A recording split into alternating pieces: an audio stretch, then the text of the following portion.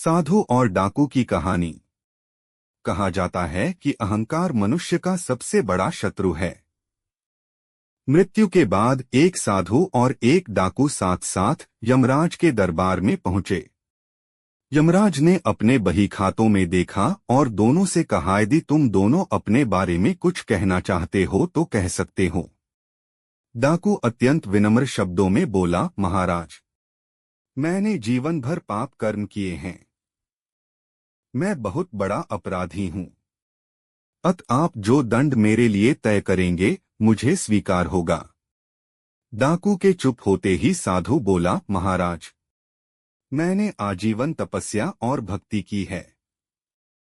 मैं कभी असत्य के मार्ग पर नहीं चला। मैंने सदैव सत्कर्म ही किए हैं, इसलिए आप कृपा कर मेरे लिए स्वर्ग के सुख साधनों का प्रबंध करें। यमराज ने दोनों की इच्छा सुनी और डाकू से कहा, तुम्हें दंड दिया जाता है कि तुम आज से इस साधु की सेवा करो। डाकू ने सिर झुकाकर आज्ञा स्वीकार कर ली। यमराज की यह आज्ञा सुनकर साधु ने आपत्ति करते हुए कहा, महाराज, इस पापी के स्पर्श से मैं अपवित्र हो जाऊंगा। मेरी तपस्या तथा भक्ति का पुण्य निरर्थक हो जाएगा।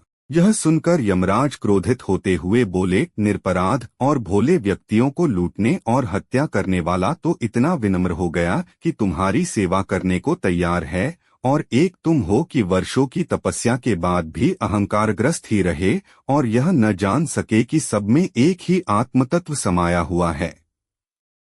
तुम्हारी तपस्या अधूरी है। आज से तुम इस डाकू की सेवा करो।